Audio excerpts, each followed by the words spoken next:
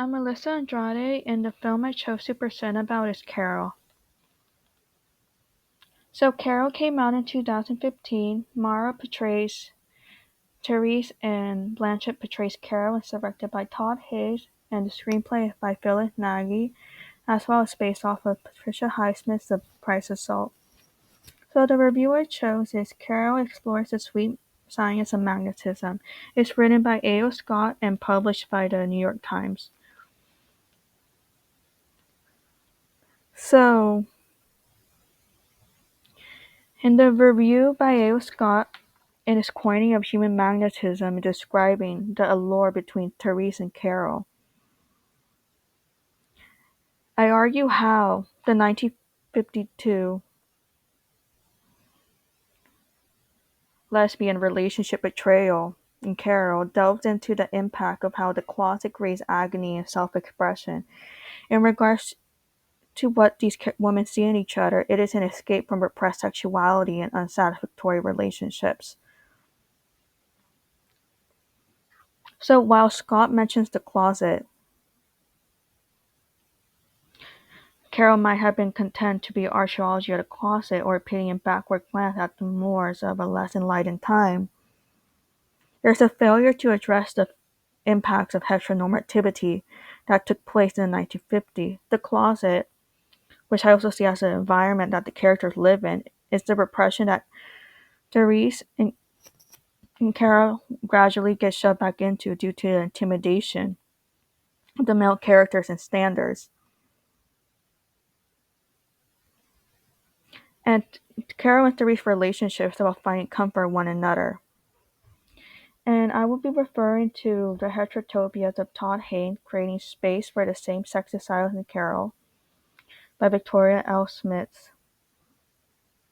So, it demonstrates how Haynes propped up the restricted 1950s world that Carol and Therese live in, and we experience Carol's and Therese's feelings through their lens. It also refers to the quote, "This is a twilight world," to use the word often described in the lesbian pulp novels of the 50s to describe the limity of the twilight lover and all girls who inhabited that genre. And in terms of how Hayes executes the period piece form, he does it in a very captivating way, where you could see how the characters' aesthetics and palettes start to merge into each other, especially as Therese and Carol's relationship continues on. And as well, the cold background, it demonstrates the tension too, as you start to see the tension build between them gradually. The 1950s atmosphere really captures how stuck the characters are. And as well, the styling of the characters too. Carol being your sophisticated 1950s white, but going against that personality mode, and you go to see Therese trying to go against that personality mode too, that is expected of her as a woman in the 1950s.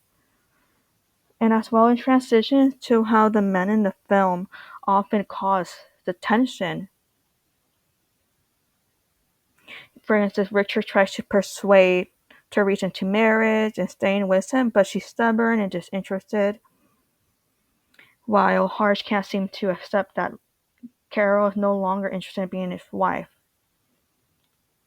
And a crucial quote from the Price of Salt character is the lunch date scene between them, where Carol says, "What a strange girl you are."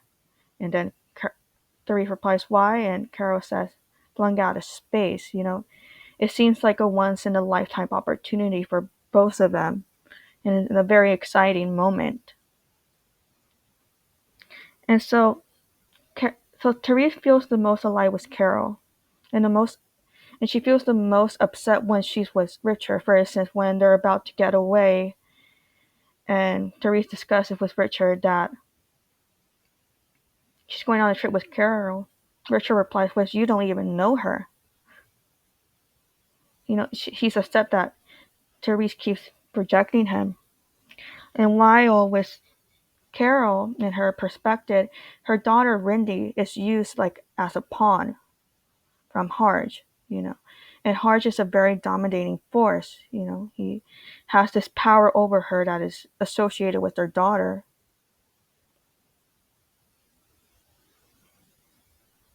And as well, the representation their ending is especially towards the end where they meet again. It demonstrates how they come together again despite all they've been through, but they're still stuck in that world. They can only be so quiet in the way they approach one another.